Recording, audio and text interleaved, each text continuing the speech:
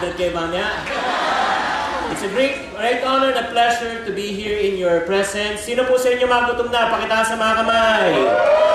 May maganda akong balita sa inyo bago kayong labas. Kung lumabas, huwag niyo masyadong iisipin yan. Dilipas din yan mamaya. Well, anyway, I don't want to take much of your time. My name is Chinkee Tan, just like Big Daddy Jake made mention a while ago. I'm an author right now. I'm the author of 2 books, actually, 3 books. First book I wrote was Till Death Do Us Part. Second book that I wrote was For Rich and For Poorer. I'm happy to announce to you, I was so excited. I just received a letter from Malacanang Palace. Actually, when I received the letter from Malacanang Palace, ang unang tanong ko, bakit? Nagbabayad naman ako ng tax. And then when I opened the letter, it was a letter that came from no other than the Philippine President, the Pinoy, Noynoy Aquino. I gave him a book of Till Death Do Us Part, and I was surprised that he read through it, and then he gave a short commendation about the first book. So I'm really so proud and given an honor to really write books to inspire people. Whether we like it or not, money is very important in a person's life. Would you all agree? Yes. Hindi naman ligid sa ating kaalaman na maraming tao may utang. Tama o mali? Yes. Sino sa atin may mga utang dito? Pakitaas sa mga kamay at aminin. Sino mang nananalangin na sana mawala na utang nyo? Pakitaas sa mga kamay. At sino naman sa inyo nananalangin na sana mawala na yung utangan nyo? Pakitaas sa mga kamay. That's the easiest way to get out of debt. That's the reason why I'm here to teach about success. You have heard so many great success stories from Richard Poon, from Big Daddy Jake, from Miss Miriam Kiambao. Right now, allow me to encapsulate probably and put some meat and probably put some dress on what they're talking about. I have never talked to anyone who doesn't want to become successful in life. Yes or no? Yes. Lahat ng tao, wala pang tao gustong hindi maging matagumpay. May kunyari, gusto mo maging successful? Ayaw ko, ano pakialam mo? Walang ganun, walang gusto na merong ganun. So it's very important that we need to understand the right, the right picture of success. Because if you do not know what you're looking for in life, chances are you won't find it. Agree? Some people say success is about just like being Bill Gates. Do you know Bill Gates? He's my uncle. In my dreams. Bill Gates is successful because he's a billionaire, diba?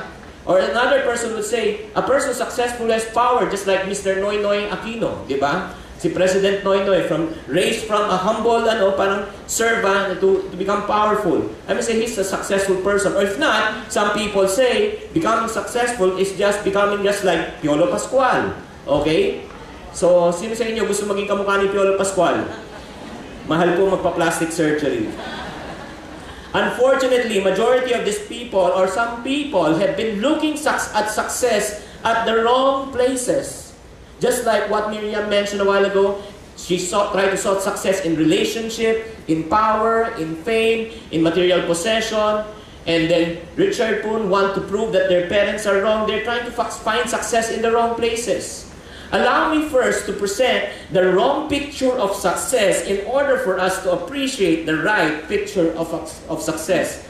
Some people say, paano masabi na isang tao ay isang matagumpay na tao? Pag siya ay may pera. Tama mali? Pag mayaman siya, money or what we call as wealth is a picture of success. If I can only earn this much, or if I can only have this property, if I can only drive this type of a car, I will be already considered successful. Allow me to present to you some people who have been there and done that, but still they don't consider them as successful. Have you ever heard this quote? Experience is the best teacher. Yes or no? Yes. I beg to disagree. Probably I would believe in that 90%, but I would leave 10% to this. Learning from other people's mistakes and experiences are the best teacher. You cannot commit all the mistakes in your life. Ika nga, huwag kang swapang. Mag-share ka naman ng mga mistakes. Some famous people who became successful and became rich, Charles Schwab, the president of a large steel company, he died broke with nothing. Richard Whitney, president of New York Stock Exchange, died after he was released from Sing Sing prison because of fraud. Albert Fall fell, member of the United President, U.S. President Cabinet, was pardoned for prison after he could be allowed to die at home because of old age. Jesse Livermore, known as the greatest bear in the Wall Street, one of the most powerful person during the time of New York in the Wall Street, committed suicide. All of these people had so much money, but still, they never had enough of money. Kaya wag po tayo magpapalinlang na sinasabi na pag ako yumaman na ako, dumami ng pera ko, magiging masaya na buhay ko, whether we like it or not, all of us inside this room, including myself, we have greed in our lives. Amen? Alam niyo yung greed? Di ba? Pagka ikaw ay ang tawag yung greed. Di ba? Iba yung greed at saka iba yung greed. Okay? When you have greed in your life, you will never have enough of money. It reminded me of a story of a poor farmer who served his master faithfully for over 30 years. And his master is about to die and expire. Nung malapit na mamatay, walang tagapagmana. So pumili siya sa mga kanyang mga magsasaka at pinili niya si Jose, yung pinaka-faithful. Sabi niya, Jose, I have a good news for you. I want to give you a piece of my properties. Meet me at 6 o'clock in the morning. Alas 6 ng umaga, nandun na siya. So excited. Pagdating niya alas 6 ng umaga, boss, ano gagawin ko? Nakikita mo ba lang ang lupain na yan? As far as your eye can see, these are my property. All you need to do is just get that flag, kunin mo yung bandilang yan, maglakad ka, ilagay mo, yan ang marker mo, bumalik ka dito ng alas 5, pirmahin mo itong kontrata, pagpapatunay na ito ay iyon na. Okay. Paano niya makukuha yung lupa? Una, kukunin lang niya yung tapos maglalakad lang siya, tapos babalik siya, pipirmahan niya yung kontrata. Simple.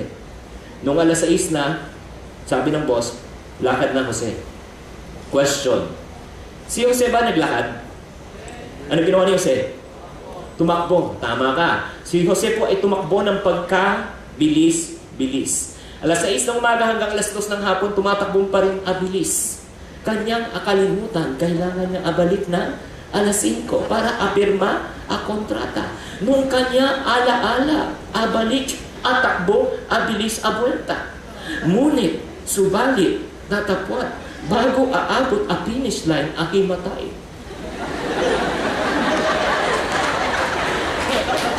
Nung ahimatay, akalimutan, nga anong nangyari? Amatay.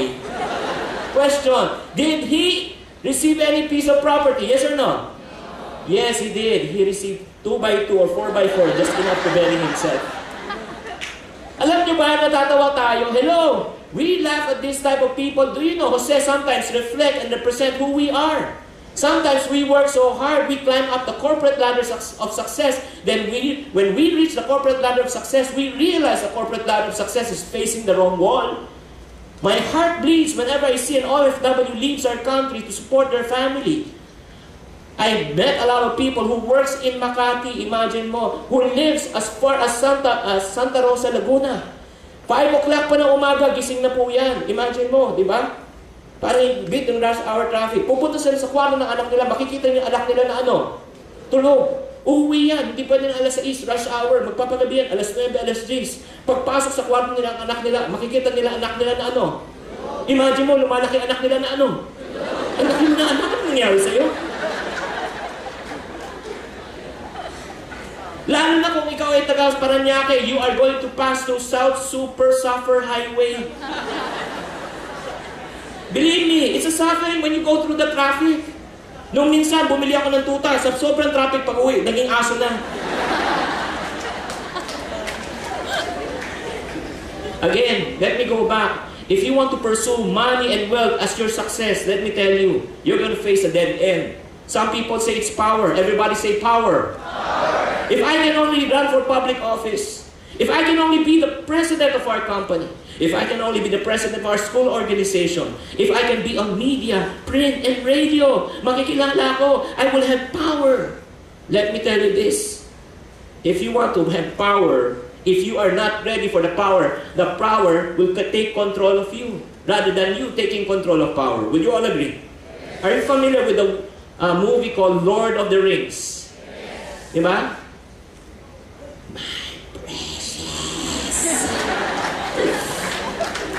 How many people attempted with a good heart, once they touched the ring, what happened? What happened? You know what power? Power corrupts people. Even you have the best of intention, but you don't have the right character. Once you are in position already, power should be used for the benefit of the majority, but not for the enrichment of the minority. But some people have a wrong view again of success. Success is power. Abraham Lincoln once said, "Nearly all men can stand adversity and trials and challenges. But if you want to test a man's character, you give him power."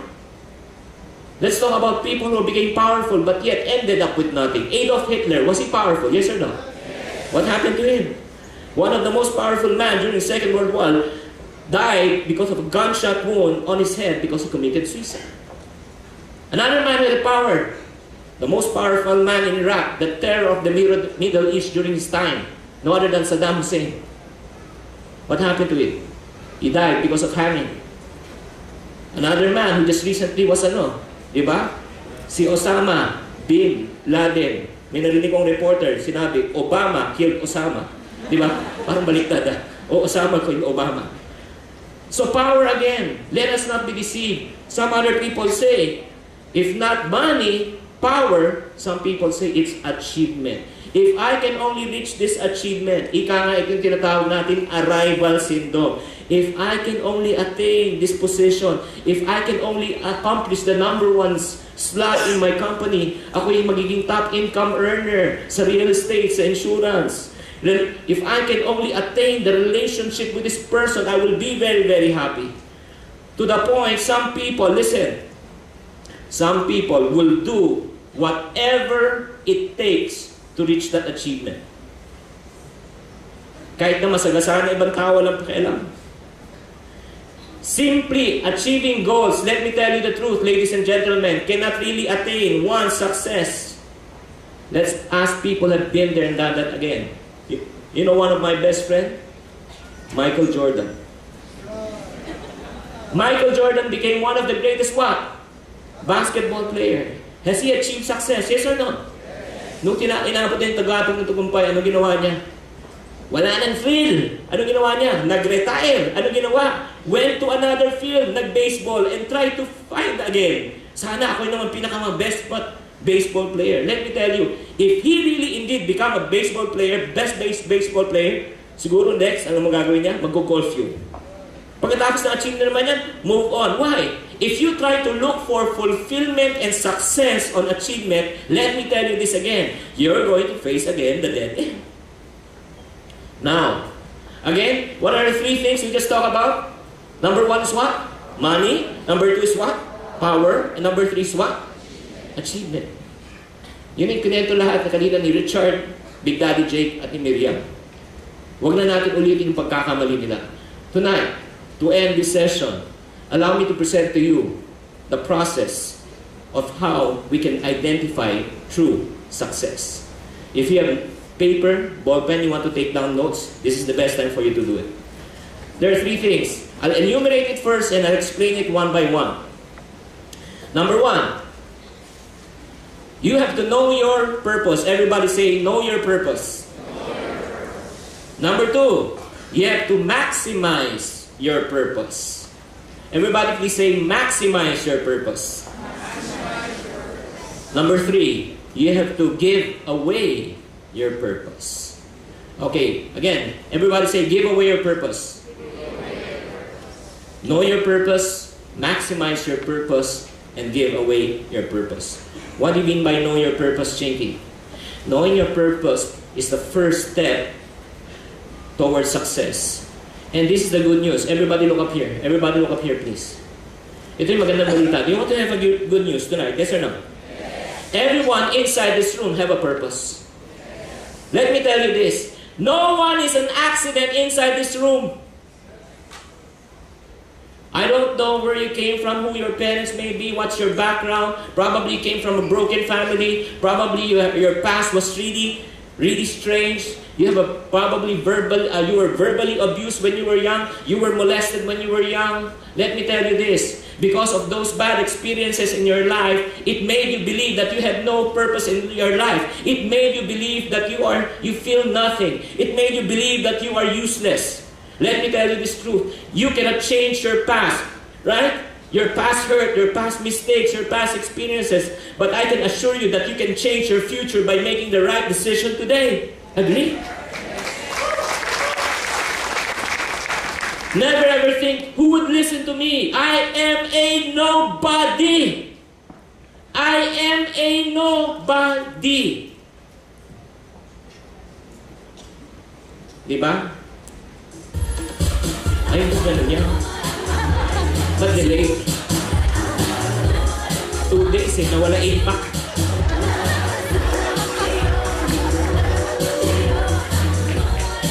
But anyway, tama na.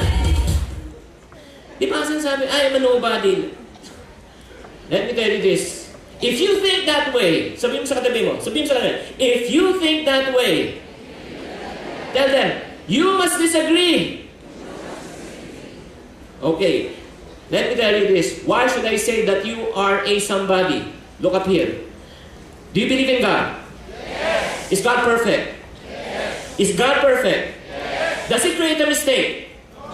So if God doesn't create a mistake, you are not a nobody, but you are a somebody.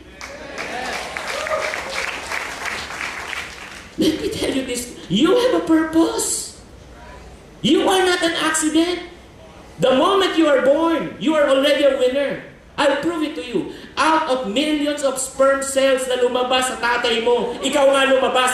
Ilang milyon na tinalo mo, panalo ka na sa buhay, tama? Tapos sasabihin mo, wala akong future? Hello? Nagsa-self-pity party ka? Kawawa naman ako. May mga iba talaga eh, masyado naawas sarili. Diba? Kawawa naman ako. Wala akong sasakyan. Buti pa sila, may sasakyan ako nagko-commute. Nadidepress ka dahil nagko-commute ka. Kung nadidepress ka dahil wala kang sasakyan, gusto kita kausapin. Ano bakit? Milyong Pilipino ang nagko-commute araw-araw. Marami kayong depressed, hindi ka nag-iisa.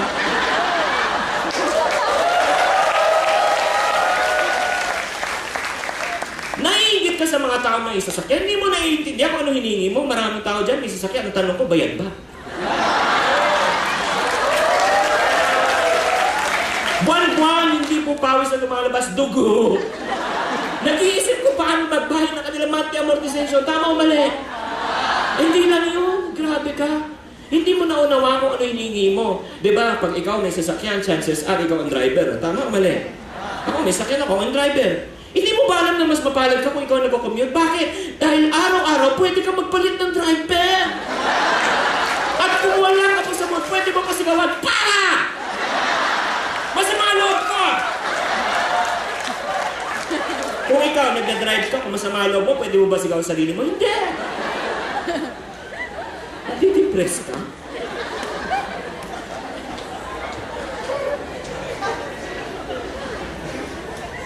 Now let me ask you this question. Do you believe that you are somebody? Yes or no? Yes! Eh kung mic nga may purpose, eh upuan nga may purpose, itong ano nga, podium may purpose, eh gamit nga may purpose, paano pa kaya tayo? Let me tell you this truth. Every single day, we talk to ourselves more often rather than you talking to other people. The moment you wake up, tututbrush ba ako, kain mo na. Ano suotin mo yun? Pula, itim, o pink? Lalaki ka naman.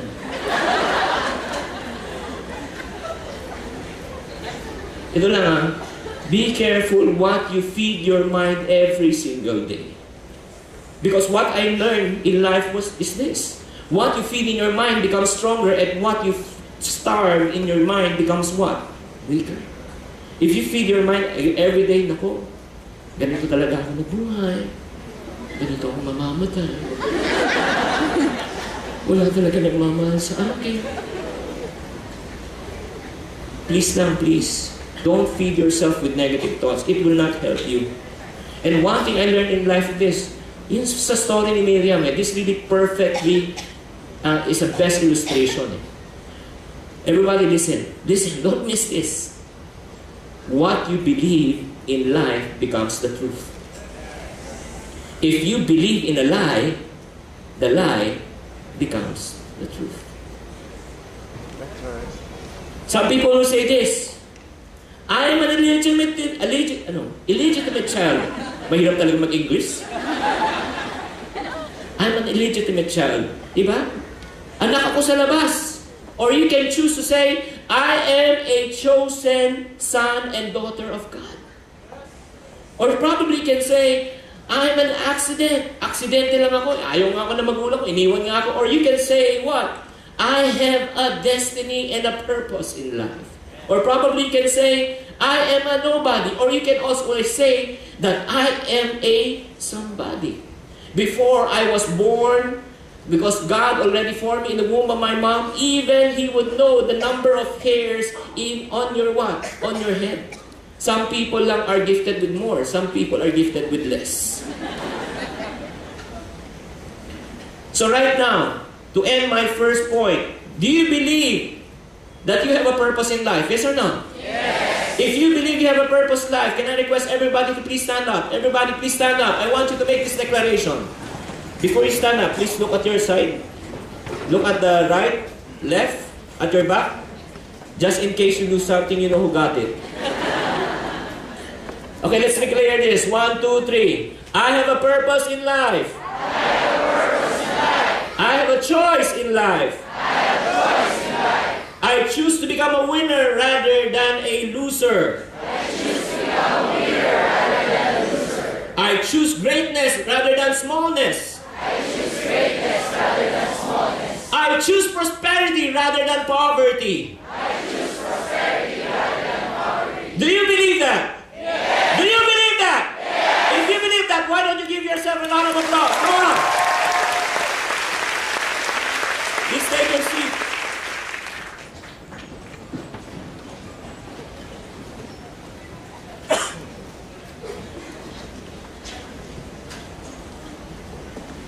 Number 1, again, knowing your purpose is your what? Your first step towards success. What does knowing your purpose gives you? Don't miss this. Listen. Knowing your purpose, what will it do? What will it give you and me?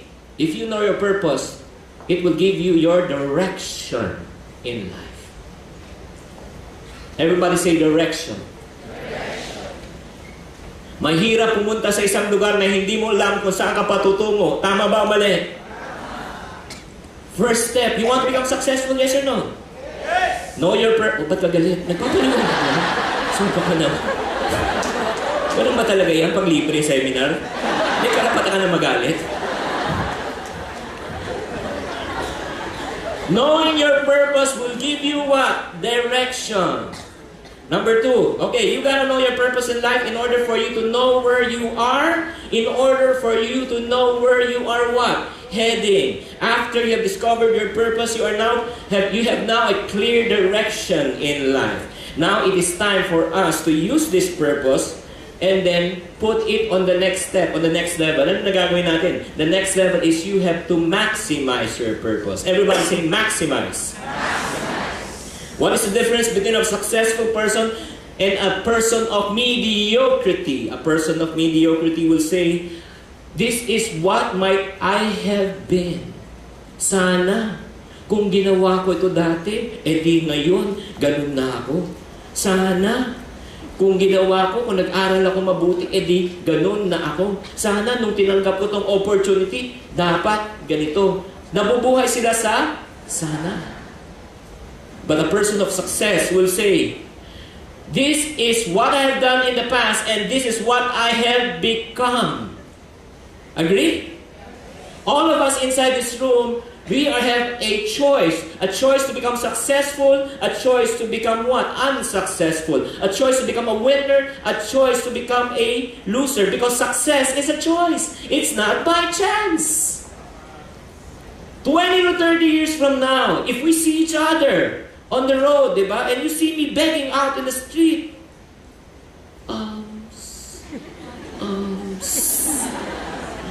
Chinkee, ikaw ba si Chinkee Tan? Ikaw ba yung inspirational speaker na auto? Ba't ka paano? After nung event ko sa wala na kumuha sa akin.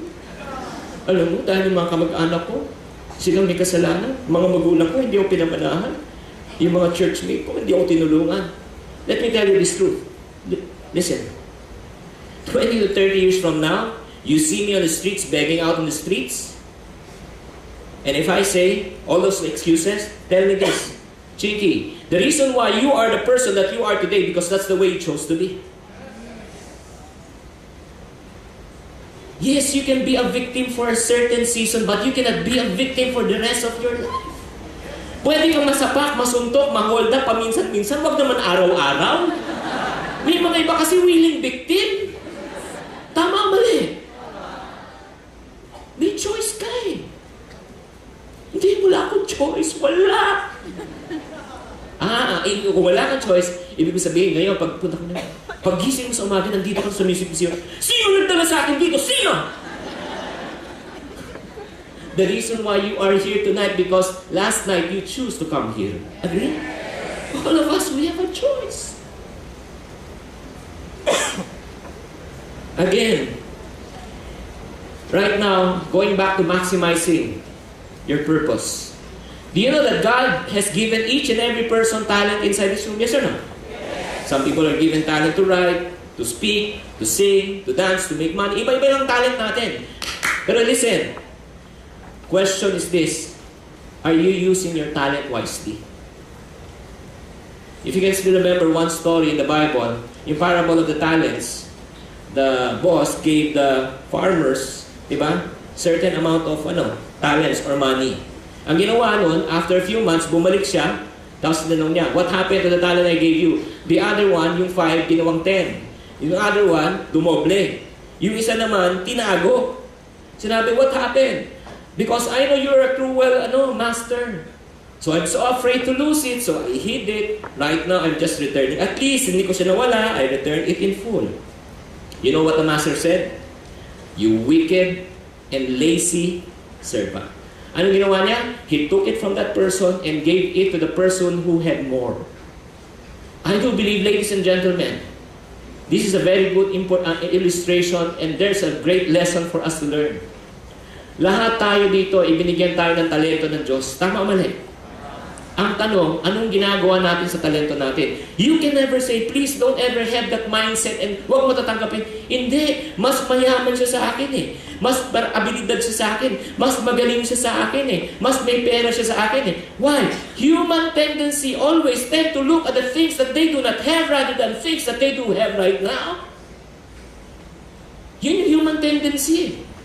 Ito lang, perfect example. Pumunta ka ng sale. Sino sa'yo nakapunta ng sale? Alam niyo yung sale? S-A-L-E? Tanungin yung misis niyo, maintindihan niyo. Pag pumunta ka ng sale, di ba, gabunto kang damit. Tama o mali? Broken sizes. Pero habang tumitingin ka, namimili ka, hindi ka naman nakatingin sa hawak mo, nakatingin ka sa hawak, nakatabi mo oras na binitawan mo, akin yan. Tama o mali? May bago ka ng cellphone. Di ba? Yung bago, let's say, yung bagong phone. Bigla na rin, lumabas yung iPhone 4 from China. Nakita mo, ang ganda pa na ng picture. Tapos nainggit ka na, ang ganda pa na ng phone ng iPhone 4. Human tendency, parating nakatingin sa bagay na wala siya. Agree? If that is always the way you think, let me tell you this, nothing will happen because you are not maximizing your talent. Tsaka na lang, sinasabi, ako magiging let's say creative. Tsaka na lang magiging creative pag ako meron nito, sasabihin ko sa inyo, listen, kung anong meron ka na ngayon, hindi mo mapapalago, pagdating sa marami, wala pa rin mangyayari. Parang sa pera lang yan eh. Tsaka na lang ako magsasave pag lumaki na sweldo ko. Tsaka na ako magsasave pag dumami na kita ko, pag lumakas sa negosyo ko, sabihin ko sa inyo, ngayon, sa maliit, hindi ka marunong mag-save, pagdating sa malaki, hindi ka pa rin marunong mag-save. You have to maximize whatever you have right now. Alam mo, in terms of maximizing your potential, I'll give you one tip. You want to become successful? Yes or no? Yes. You want to become rich? Yes or no? Yes. You want to make a lot of money? Yes or no? Yes. This is my tip to you tonight. After you know your purpose, di ba? Knowing your purpose gives you what? Direction. Number 2, you have to maximize your... How do you maximize your purpose? You just need to focus to become the best. Everybody say that. Focus to become the best. Dapat yan ang focus mo. Why should you focus to become the best? Who is the best golf player in the world? Who? Who's the best basketball player in the world? Michael Jordan. They are the best. Tama o mali? In the process of them becoming the best, what happened? Did they go to companies? Michael Jordan, please accept me. I need a job. Tiger Woods, please let me play in your tournament. Did they beg? Did they ask for money? Did they ask for opportunity? Yes or no? Ito lang don't miss this part also. Some of you inside this room, I may tell you and may offend you by saying this. I used to be just like this. I became a jack of all trade, master of what? None. Ang mindset ko ganito, lahat ng pagkakataon sinasalihan ko, lahat ng pwedeng pagkakitaan sinasalihan ko. Mindset ko, konti kita dito, konti kita dito, konti kita dito, grupo, laki kita. Hindi ko alam, konti lugi dito, konti lugi dito, konti lugi dito, grupo, laki lugi. Lahat, binibenta ko para kumita lang ng pera. I became a jack of all trades, master of what? None. Until such time I encountered this principle, all I need to do in my life is this. Just focus to become the best in my chosen field. Why? What will happen if you become the best? Let's say, you are the best cardiologist here in the Philippines. Somebody suffered a heart attack. Who will they call? Ghostbusters? Who will they call? Who will they call? And if they call you, you can name your... No, yun. If you are the best, maximize your potential. If you are the best, you will be in the top of the Google search. And what will happen? Once they call you, you can name now your price. What does maximizing your purpose gives you right now? Maximizing your purpose, point number 2, gives you passion to your life. Everybody say passion. Hindi ko naramdaman yun. Passion. O, in Tagalog, naglalagablab na pagnanasa. Again, what are the steps towards success? Number 1 is what? Know your. Number 2 is what? Know your purpose gives you. Maximizing your purpose helps you to determine your what? Your passion. It gives you the reason why you should wake up in the morning. And number 3, a lot of people know their purpose. That's the reason why they're very, rich. A lot of people know their purpose. That's the reason why they have power. A lot of people know their purpose. That's the reason why they're famous. A lot of people also become the best in what they have in their chosen field. Yes or no? But majority of them, if they don't do step number 3, everything that they have in life is meaningless. What's number 3? Once you know your purpose, once you maximize your purpose, number 3, you have to give away your purpose. The purpose of human life is to serve, to give, to show compassion, to help others. But when we were still young, we were not programmed to think like that. First few words my children and I, when I was young, learned how to say is me, mine, and myself. In Tagalog, akin yan. Tama mali. Human nature always think about what? Themselves. And let me tell you this truth. Everybody look up here. The hardest person to please in this world is yourself.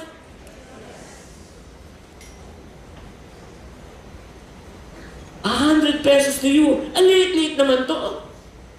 Maliit yung 100 pesos, di ba? Tama mali. Ibigay mo yun sa pulubi. Ibigay mo sa pulubi. Ano sabihin ng pulubi? 100? Ang cheap ko ha, 100 lang. Pag binigay mo sa pulubi, ano sabihin ng pulubi? Wala pang nagbibigay sa akin ng 100 pesos. Tama mali. Maliit sa'yo, pero para sa iba, malaki. Let me tell you this. Life is not about getting, but life is all about what? Giving. There's a quote that says, we make a living by what we get, but we make a life by what we give. If you're not convinced, who among you pray the Lord's Prayer? Alam niyo the Lord's Prayer? Our Father who art in, hallowed be your kingdom come and your will. Give us today our... Listen. That's a strange prayer. God can teach us to pray this type of prayer. Give me today my daily bread. But how come He's teaching us to say, give us today our daily bread? You want to know the secret? Yes or no? Yes or no? Yes. You know why? Because God teaches us when you pray for something, you don't only pray for your personal needs, but you also pray for other people's needs. Your purpose is not only for yourself. Knowing your purpose is great. Maximizing your purpose. Yes, you're successful. You're rich. You're famous. But what do you need to do right now? You have to give away your purpose. Success in life has nothing to do with what you gain and accomplish in life. It is what you do and serve for others. Do you know Warren Buffett? Yes or no? Yes. He's a billionaire in the States. He knew his what? Purpose in life. His purpose in life is to become a billionaire. How did he maximize his purpose? Creating and building businesses. And then how did he give away his purpose? He gives away the money that he makes. He gave billions of dollars away. As a matter of fact, in his last will and testament, he said that he will give 90% of his earning and would only leave 10% to his family members. He will give 90% away. Do you know Mother Teresa? No, she knew her purpose to become a servant of the Lord. She maximized her purpose. How? Going to the poorest of the poor. And then how did she give away her purpose? She gives food to the hungry and hope to the poor.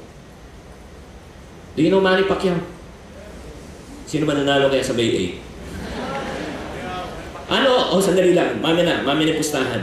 He knew his purpose to become a what? Boxer. How did he maximize his purpose? Through rigid training and painful what? Training. 1,000 sits up. How many thousands of push-ups? The hitting of the sticks. And then how did he give away his purpose? When he wins, he gives glory to God. Not only giving glory to God, he gives hope to and pride to our what? Nation. That gives him purpose. Come on, let me tell you. You ask him, di ba may nagsasabi? Di ba parati pag nanalo natin si Manny Pacquiao, pag nanalo na, bilyon na kinikita, tama o mali? Tapos sinasabi niya, ginagawa ko na ito para sa ating mga kapatid. Di ba para sa bansang Pilipinas? I'm sure some cynical people will say, hindi totoo yan, pera habol mo. Pero sabihin ko sa inyo, hindi na niya kailangan ng pera. Ang dami na niyang pera. Wala nang meaning sa kanya. Ang meaning sa kanya ngayon is all about what? Accomplishment and titles. To give what? Honor and glory. That cannot be paid by money. Would you agree? Personally, I use this principle and I ask myself, Chinkee Tan, what's your purpose? To become an author and a communicator. How did I maximize my purpose? Going all over the nation. I also have a TV segment every Tuesday and Thursday. Huwag niyo kalimutan bukas sa pool sa umaga. Okay, 7:30. Walang tulugan na ito. I have a portion there called Pera Pera Lang. I also have a radio program over at 92.3 FM every Sunday. It's called Chink Positive. Okay? Yan, di ba? May promotion pa. 6 a.m. to 8 a.m. So, that is what? How do I maximize my purpose? And how do I give my purpose away? How do I give my purpose? I share my knowledge to other people and give inspiration and hope to other people. Let me tell you this. I travel Luzon, Visayas, Mindanao. I average 15 to 20 talks in a month. But you know what gives me really happiness and fulfillment in life? Is when a person comes to me and told me, Chinkee, I read your book. It helped me to become debt-free. Before, I don't know how to handle my money. Right now, I know how to handle my money. Right now, I'm debt-free and I have saving. That can give you meaning in life. Would you agree? Ulitin natin. Rewind. Number one, you have to know your purpose. Because knowing your purpose gives you what? Number two, you have to what? Maximize your purpose. Because it gives you what? Passion. Number three, you have to what? Give away your purpose. Don't miss this. Why should you give away your purpose? Because giving away your purpose will bring meaning. Everybody say meaning. It will bring meaning to life. Once you have identified, discovered your purpose, focus is to become the best. Use it to serve others. Use it to serve people. It will bring meaning to life. Last person, do you know Jesus Christ? He knew His purpose to be a sacrificial lamb, not to be born on palaces and castles, to be born in a manger. He maximized His purpose for over 33 years of His life in obedience and doing His Father's will. And then, what did He do to give away His purpose? He gave His very own life for the forgiveness of sins and the whole mankind. That brings meaning to His life.